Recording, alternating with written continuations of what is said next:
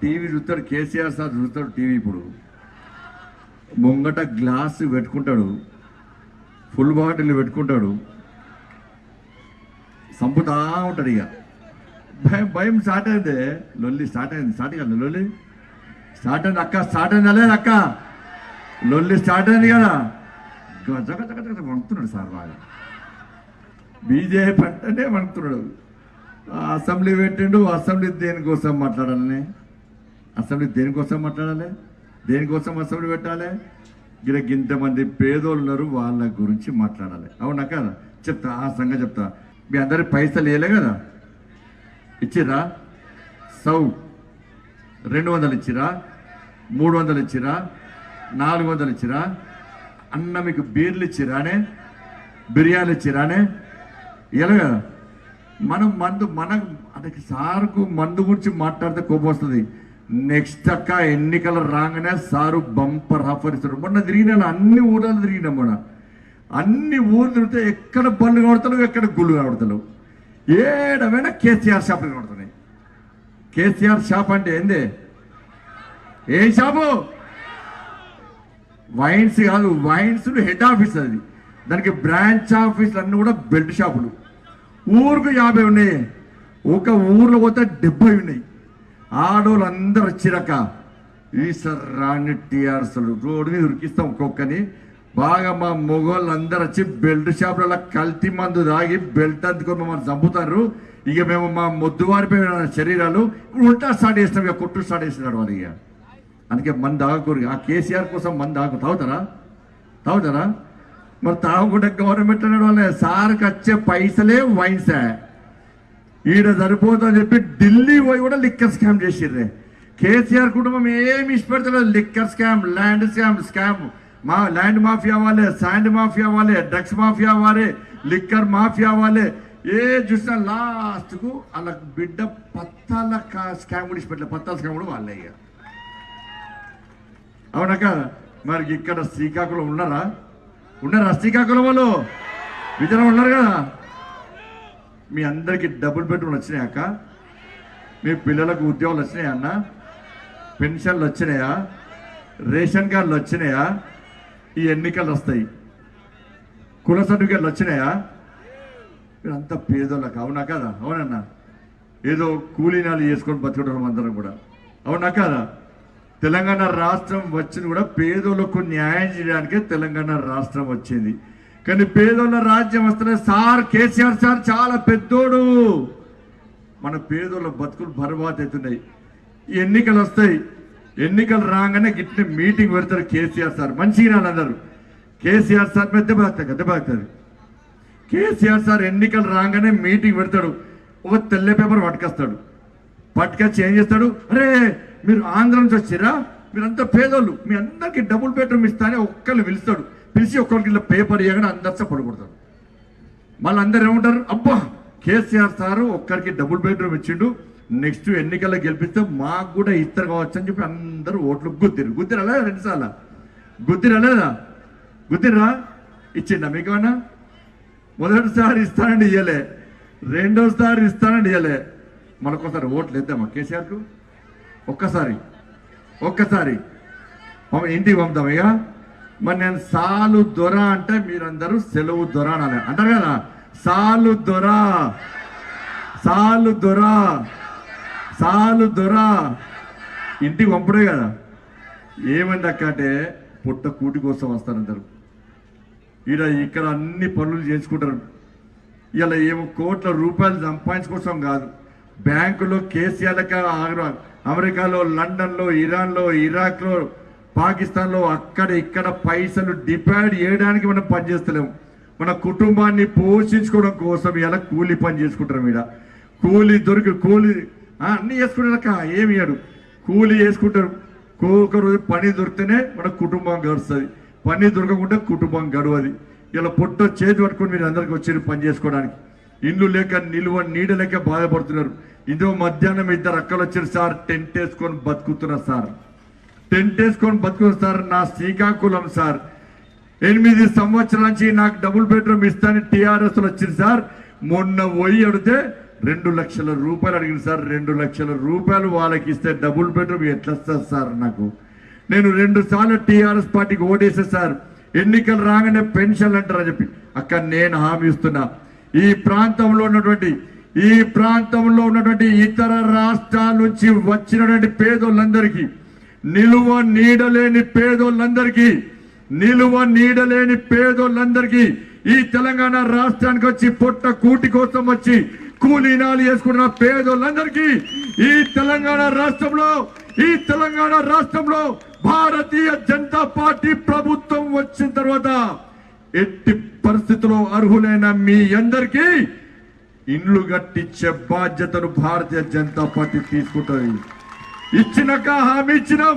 మొదటి ప్రజా సంగ్రామ యాత్రలో ఉచిత విద్య, ఉచిత వైద్యం మీ పిల్లలందరికీ గవర్నమెంట్ స్కూల్లో చదివిద్దామంటే స్కూల్లో బెంచీలున్నాయి, సార్లుండరు, రూములున్నాయి, కనీసం చాక్ పీస్లకు పైసలున్నాయి, ఒక డ్రెస్సులు ఇయ్యరు, మధ్యాహ్న భోజనం పెడతా అని చెప్పి గురుకుల పాఠశాలలో పురుగులన్నం పెడుతున్నారు అక్క. బొద్దింకలు వస్తున్నాయి, బొద్దిగలు వస్తున్నాయి, దోమలు వస్తున్నాయి, జర్రీలు వస్తున్నాయి అక్క. తిండిలో ఆసుపత్రి పాలైన కాదు మన పేదోళ్ళందరూ, ఆసుపత్రి పాలైన పేదోళ్ళందరూ. రోజుకో టీవీలలో రోజుకో స్కూల్ సంఘటన, ఫలానా ఆదిలాబాద్ లో పేదోళ్ళు అన్నంలో విషం కలిపినాడు, విషం వచ్చిన అన్నం తిని పేదోళ్ళు హాస్పిటల్ పెట్టారని చెప్పి. కాబట్టి పేదోళ్లను ఆదుకునే ప్రభుత్వం ఇక్కడ రావాలి, పేదోళ్ళ రాజ్యం రావాలి. అందుకే ఇలా ఉచిత విద్య అన్నం, ఉచిత వైద్యం అన్నం. మొన్న చూసిరక ఇబ్రహీంపట్నంలో పేదోళ్ళు 34 మంది పేదోళ్లను గంట లోపట కుటుంబ నియంత్రణ ఆపరేషన్ చేశాక, గంట లోపల 94 మందికి ఆపరేషన్ చేస్తారా? ఒక్క రూముల కింద మ్యాట్ వేసి అందరు పడుకోబెట్టారు. అందరిని పడుకోబెట్టి మహిళా డాక్టర్ లేరు, కంపౌండర్లు వచ్చి ఇలా మత్తు ఇంజక్షన్లు ఇవ్వకుండా 34 మంది మహిళలకు కుటుంబ నియంత్రణ ఆపరేషన్ చేస్తే ఒర్రిరట. నొప్పొస్తుంది సార్, చచ్చిపోతున్నాం సార్, కాపాడండి సార్ అని చెప్పి ఆ మహిళలు ఏడుస్తుంటే కూడా పట్టించుకోలేదక్క. 4 చచ్చిపోయారు పాపం మహిళలు. 30 మంది ఆసుపత్రి పాలయ్యారు.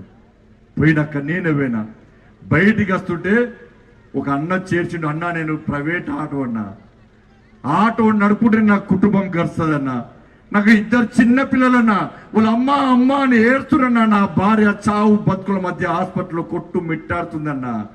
ఇలా ఆటో నడుపుకుంటా తప్ప నాకు జీవనం గడవదన్నా, కుటుంబాన్ని పోషించుకోలేనన్నా. ఒక అమ్మ దగ్గరికి పోతే టెంట్ వేసుకొని అంత్యక్రియలు చేస్తారు, కానీ నీళ్ళు లేదు. టెంట్ కింద అంత్యక్రియలు చేస్తారు, అలా వాళ్ళకి ఇల్లు లేదు, ఏం లేదు. అంత పేదోళ్ళు ప్రభుత్వ ఆసుపత్రికి పోతారక్క, పెద్దోడు ఓడి వాళ్ళు.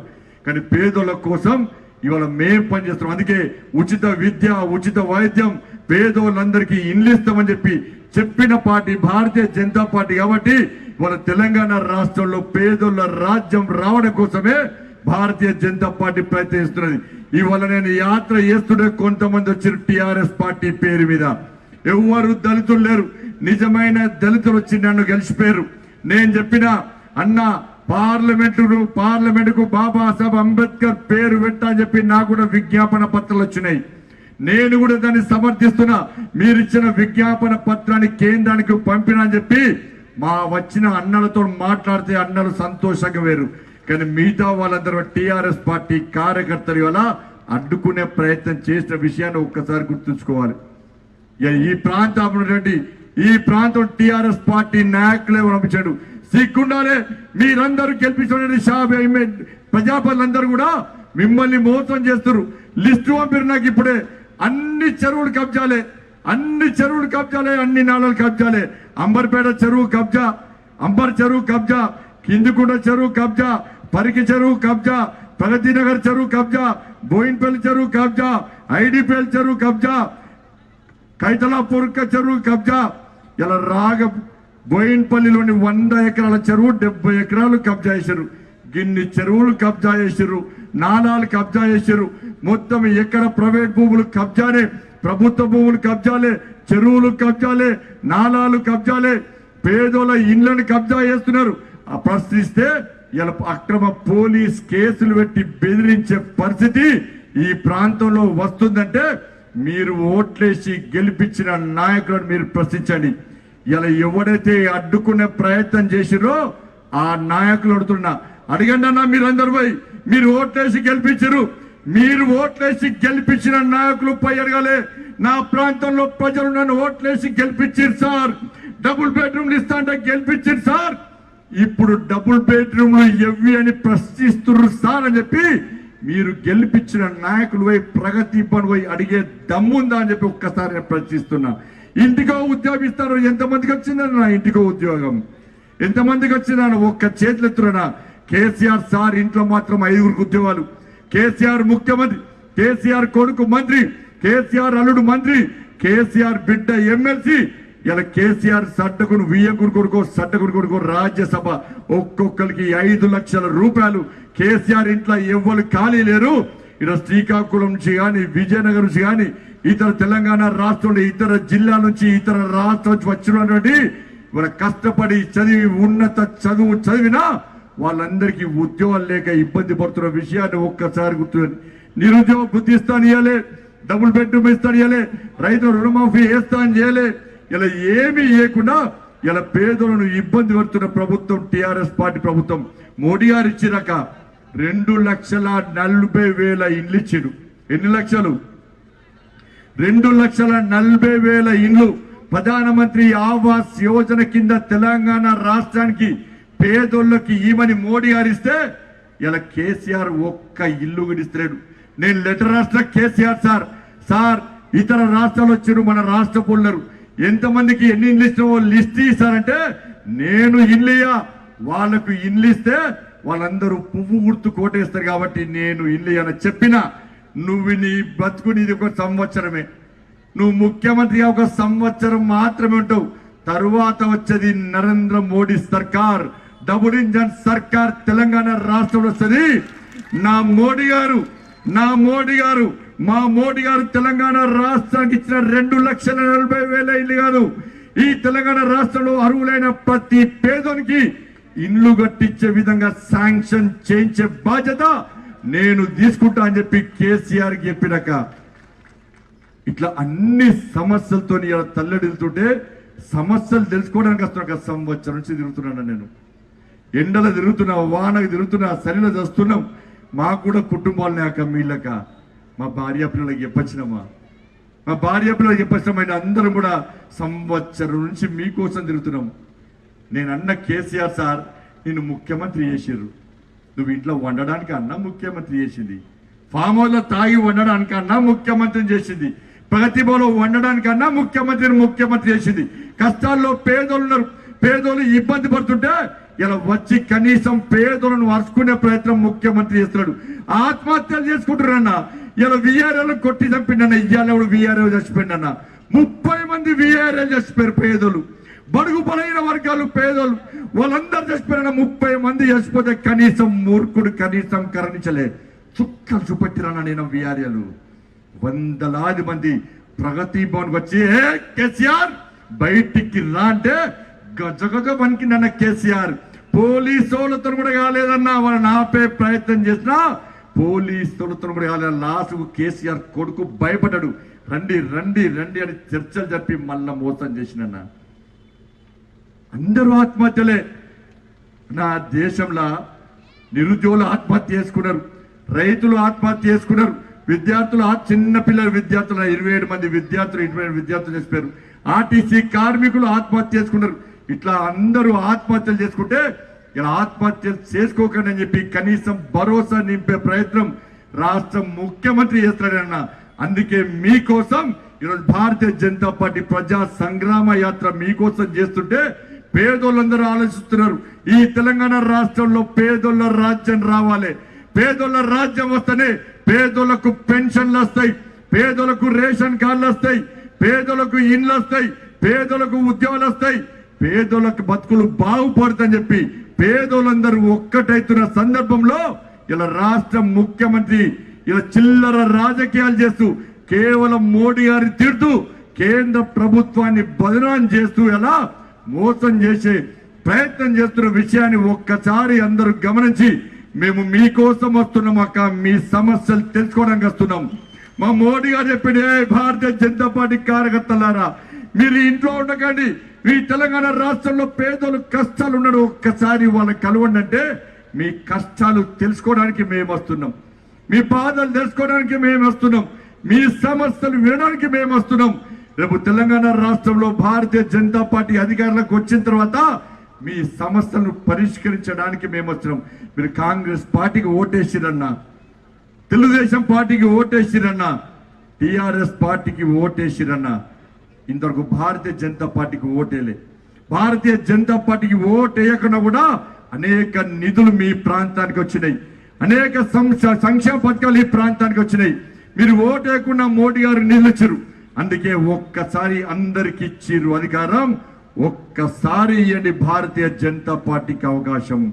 మోడీ గారు ఇచ్చే నిధులు దారి మలుతున్నాయి, మోడీ గారు ఇచ్చే సంక్షేమ పథకాలు పేర్లు మార్చి ఫోటోలు మార్చి కేసీఆర్ మిమ్మల్ని మోసం చేస్తుంది. కాబట్టి ఒక్కసారి పువ్వు గుర్తుకు అవకాశం ఇవ్వాల్సిందిగా మీ అందరికీ సవినయంగా విజ్ఞప్తి చేస్తూ, ఇంత పెద్ద ఎత్తున తరలి వచ్చిన మీ అందరు కూడా హృదయపూర్వక ధన్యవాదాలు తెలియజేస్తూ ముగిస్తున్నాను. భారత్ మాతాకి. హాయ్ ఫ్రెండ్స్, మా టుడే టుమారో యూట్యూబ్ ఛానల్ చూస్తున్నందుకు చాలా థ్యాంక్స్. మరిన్ని లేటెస్ట్ వీడియోస్ కోసం వెంటనే సబ్స్క్రైబ్ చేయండి, అలాగే ఈ బెల్ ని కూడా రింగ్ చేసేయండి. మా నోటిఫికేషన్స్ అన్ని మీ మొబైల్లో వస్తాయి. అలాగే మా వీడియోస్ మీకు నచ్చితే లైక్ చేయండి, షేర్ చేయండి, నచ్చకపోతే కామెంట్ చేయండి.